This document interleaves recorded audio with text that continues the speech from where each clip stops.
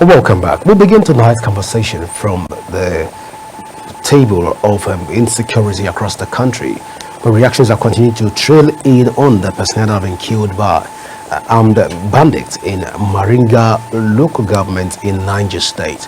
Well, joining me to talk about the insecurity across Nigeria is Professor Ibrahim Abubakar. You're welcome to Big Talk, Prof. Good evening and welcome.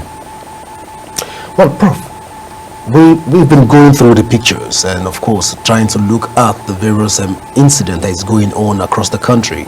We thought that we've gone past Borno incident. We thought we've gone past the issue around them across Plateau, Kano. Right now, we're seeing another incident going on right now in Niger State, and this has to do with the personnel of the Nigerian military. What do you make of all of this insecurity right now, even as these bandits begin to attack our personnel that are supposed to defend the territorial integrity of Nigeria? The issue has been there, just as I normally say, and nobody is working on how to get the issue out of where it is. The position is, instead of us eliminating where the issue is escalating, and that has limited the military authority because of mostly not the officers but the soldiers, because no good training has been offered to soldiers for the past 35 years.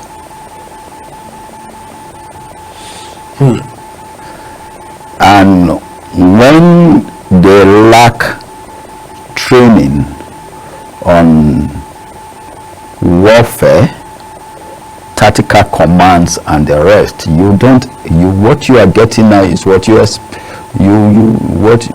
book for. After the Oka coup of 1990, they refused to train the Nigerian soldier on most areas of commands, defense and military operations. So you don't expect a soldier that is not trained on defense and military operations to come out and fight people who are detailed on such issues, who are all well trained. Because the people perpetuating these crimes are not just ordinary people. We call them bandits and the rest, and that is the tag name. A lot of people call them Fulanis. That is a tag name. So when you tag them this way, the real perpetrators, the mercenaries, are using these people to get to their targets. And what is the target? The target is, the budget of this year is 5.something trillion, about 5 trillion, 4.something trillion for security alone, and that money must be spent. So whose life is taken, it has no meaning to them. They wouldn't mind collapse the whole of a battalion or a brigade just because they want access to those funds. That is the military and that is the security system we have today. So Prof, you're saying that this has political undertone, if I understand you correctly. We don't put politics in everything. I don't think it is politics. It's monetary motivation against monetary impositions.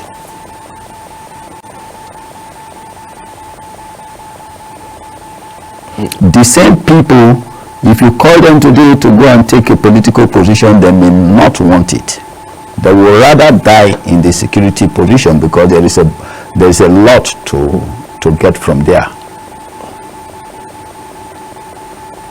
So you should think, why is somebody who is due for retirement looking for extension in his office? Why should I, if I am due for retirement tomorrow, why am I looking for an extension? I'm not supposed to be looking for extension. So you see, every cadre and grade of them, they are all looking for extension. Where has that ever happened? Only in Nigeria. So what is the point? What have you not done from the day of your appointment for the first 3 months, for the first 6 months, that you want to do now that you are due for retirement? Well, Prof, let's talk in terms of the reprisal attacks. Even that has been the fear, that whenever a military personnel, using the case of even the Odi massacre during the then President Olusegun Obasanjo's administration, we saw what happened in Odi. And we've seen similar incidents that have played out across the country. Right now in Mariga, there is it's a peaceful community. This whole incident that have played out, should the indigenous community members be afraid of a reprisal attack from the military even at this point? Yeah, well, if you send in reprisal attack on the people, the civilians, what has the civilians done? When you could not contain your own environment, your own surrounding, you waited for an intrusion, you waited for an intrusional body to come in and destabilize you, and you are talking of represent attack against Mariga local government people, or are you going to do that to the small village of Kwananduse? These are not the people that attacked you. Even as we are talking of Niger State, another issue happens in Zamfara. That Tuji Bello's group went mobilized from Zamfara into Sokoto. Is that not madness? So these people, the military, the security bodies, you also tell the people what are they capable of doing and what they are not capable of doing. We should also be able to also synergize with the communities, with the people of those areas on how to get effective intelligence and communication system. I think that is the only area where they are supposed to go. Represent attack on what?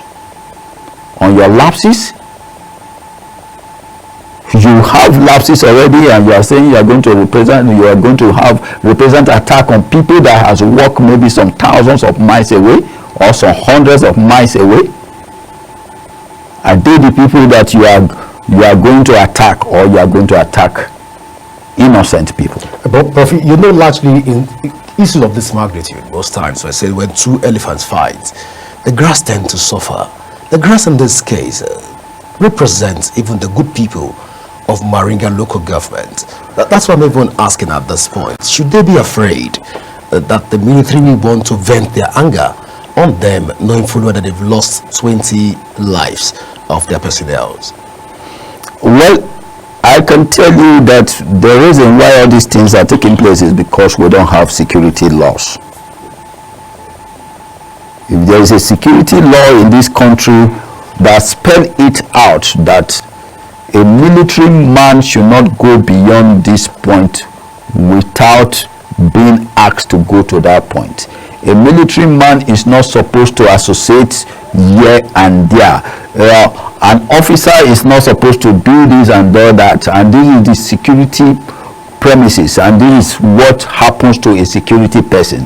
By the time the laws play out, all these things will not take place. You don't attack, you mean? Yeah, we don't even need arms to fight. We don't need arms to fight these people. We don't need. And that is the truth.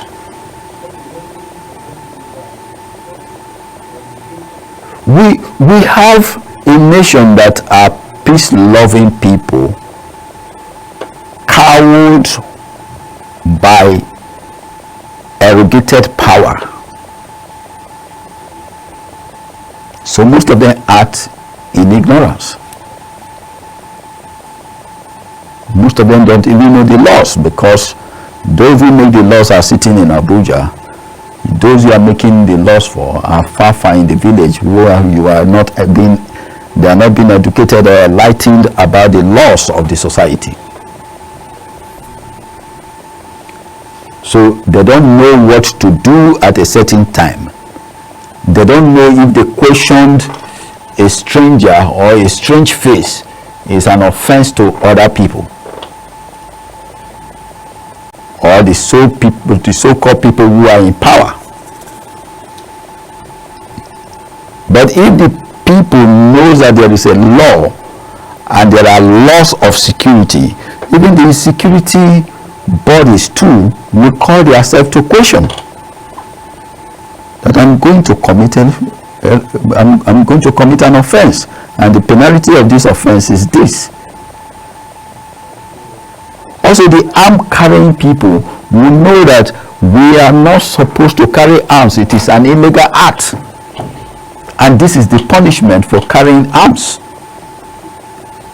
and carrying arms against a nation. So you can see that some of the states are coming for peace accord, peace meeting, peace missions with criminals, identified criminals. Prof, let's even say, let's say alleged criminals, Prof. We can't say alleged criminals, because you declare somebody before you declare somebody wanted. You already have gathered your intelligence, coupled your intelligence, breach your intelligence, before you can now say you are declaring this person wanted.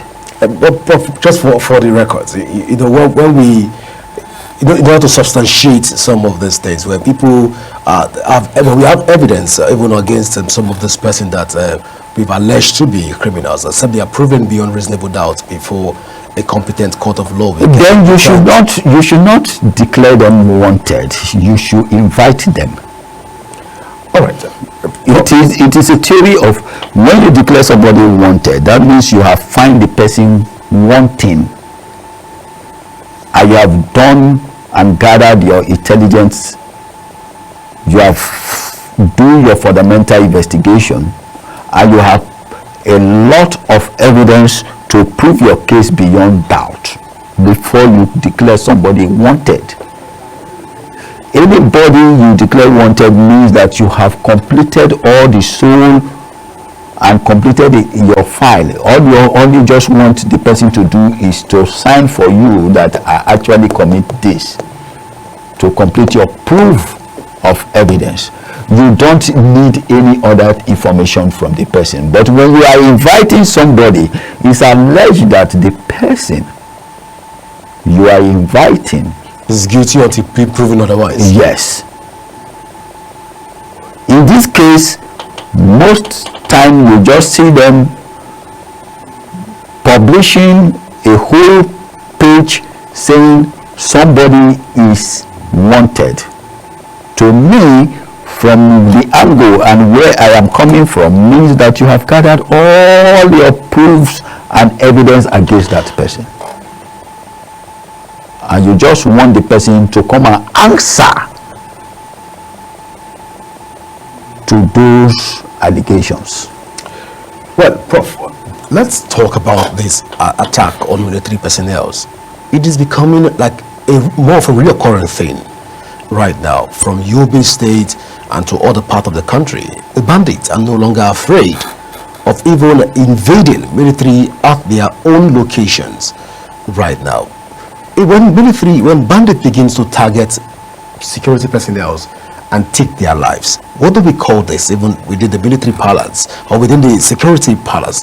Should we put it, taxonomize it within the herders farmer clash, or we say that this is another religious clash, or we should say that this is rather, where do we taxonomize? That's on one hand, Prof. Then on the other hand, when we look at this whole incident right now happening in Niger State, which Mariga has been one peaceful community and local government so far, from we having all of this incident playing out, can we then say that the entire country right now is totally insecure, going by these detrimental attacks on peaceful communities so far and lately? Let's go down to the issue. We all know that you cannot just see a military station or a security station, not even talk of a military base, and somebody goes there and launch an attack freely. So there must be an intrusion. So who is this? What is this intrusional body? What is the information stimulation? What is the data of proxies between the information carrier and the information user? So there is nobody who will just come overnight and attack a military base. Not only a military base, it's any security point, even the police station. You cannot just wake up and say, we attack the police station and we send the police away. There must be an inside information on how you can come in and attack that military base, because you don't know the environment. So if anybody is telling me today that there was no military man out there that sold that base to those who attack or infiltrated into the base, then I will say no, I don't believe that. Because you must know the type of arms. You must know when I am changing duties. You must know when there is relaxation. You must know the hour of week. You must know the active hours and periods before you will intrude into any security system or unit. So without these informations, nobody can attack any security or military base. It's not possible. It's 99% impossible. All right. So on that question, if you want to quickly react to it, can we now say that Nigeria as a whole is undersecured at the moment? You see, let me tell you what has happened over the time so that you will understand very well. From what we inherited was protective security. And you don't protect what you don't know. That is what we inherited from the colonial master. So anybody that was trained and still being trained is still being trained on protective security. Whereas protective security is the last form or the last platform or the last studies of security. So we left the first to the last. So our men are not adequately trained on the area of security. The Francophone trained their own on what we call management and operational security. That is why Francophone countries, you go there, you will see them with a whistle, and the moment they blow that whistle and you are driving, you must stop. So they train them on management and operational security. But the Anglophones train us on protective security. So we must know what we are protecting. And we don't know what we are protecting. And that is where we have all the errors. You start running around what you are not supposed to run around for. So we run around what we are not supposed to run around for. That is just the issue. Prof, we've been able to highlight some of the challenges even confronting the military. But is there light at the end of the tunnel, even for the people of Mariga at this point in time? Looking at the local government and the fear that has tended to envelop the community. First, a military base, a military formation has been attacked and soldiers have been killed. What is the hope of the common man looking at all of this? Is there even a solution, a way forward for the people of this local government in Niger State? It is not just the people of the local government. Nigeria in general. When you have a military base, you already feel secured. Now the military base is already attacked. So where is the security any longer? But if you say, is there a solution? Is there a solution? Yes. Can we redeem our image back? Yes. Is there a way forward? Yes. Can we make much out of what we already have? Yes. Can we crack these pains and relieve ourselves? Yes. Are we getting to a healing point? No. Because we are not bringing in professionalism into our dealings, security-wise. But can we be healed? Yes. When? As soon as possible. How possible? When the people who are in the corridor of power today understand that there is a need for us to address security issues of this country, bringing in professionalism. The professionals, are they foreigners? No. Foreigners will always want to sell their products. Can we be productive? Yes. Can we tackle the situation? Yes. Can we make the good of the situation? Yes. Can we get to the extent where Nigerians can move freely again? Because I remember I used to drive from Zaria to other places. I used to drive from Benin to every place. I used to drive from Ekpoma to every place. I used to drive from Lagos to other places. I have moved a car from Lagos straight to Calabar, and I arrived Calabar very late in the night. There was no attack, there was no fear, there was no issues of insecurity. But can you do it today? No. I remember sometime I used to leave Abuja by 12 midnight, and I would travel as far as Kano, as far as Kaduna, because I feel that time the traffic is very low, the place is calm, I can listen to anything.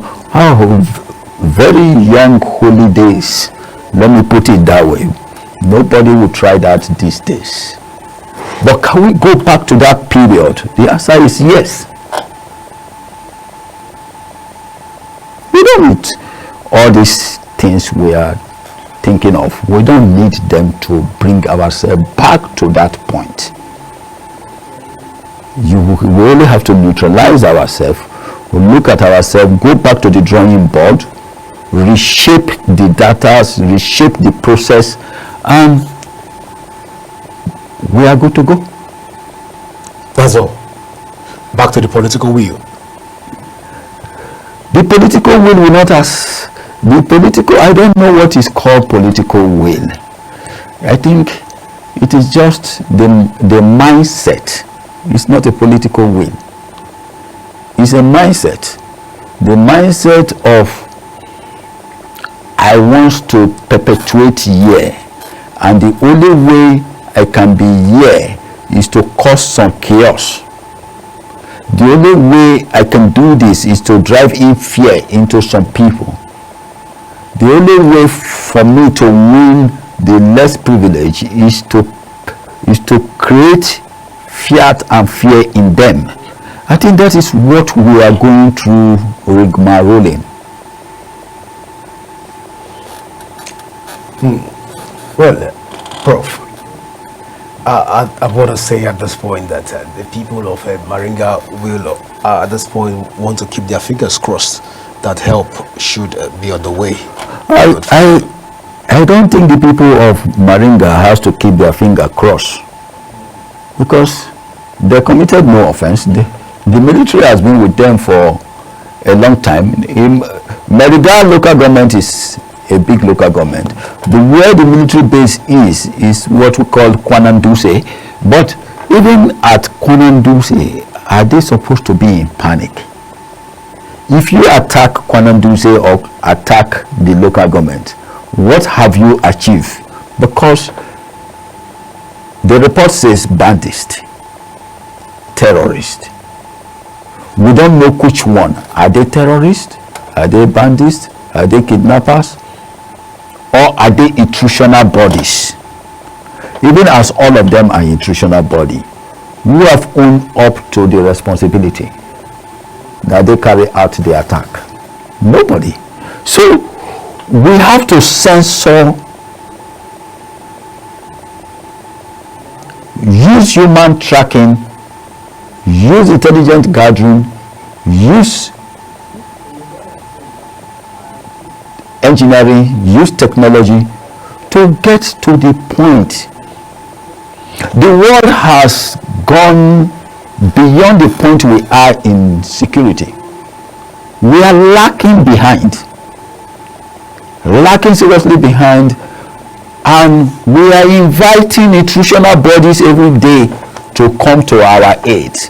Today we are speaking to UK, tomorrow we are speaking to America, next tomorrow we are speaking to German, the other day we are speaking to France, who love you so much. Who told you they love you so much and they are coming to assist you? Well, Prof, let's not even go to this angle of that conversation right now. I understand that we have a political analyst who is already on standby to join us, even to talk about the political side of the conversation. But at this point, I want to say, Prof, thank you so much for being a part of Big Talk. Thank you very much. Well, viewers, we'll go for a short break right now. When we come back, we will be talking politics, the conflicts going on in the SDP. After this break, please stay with us.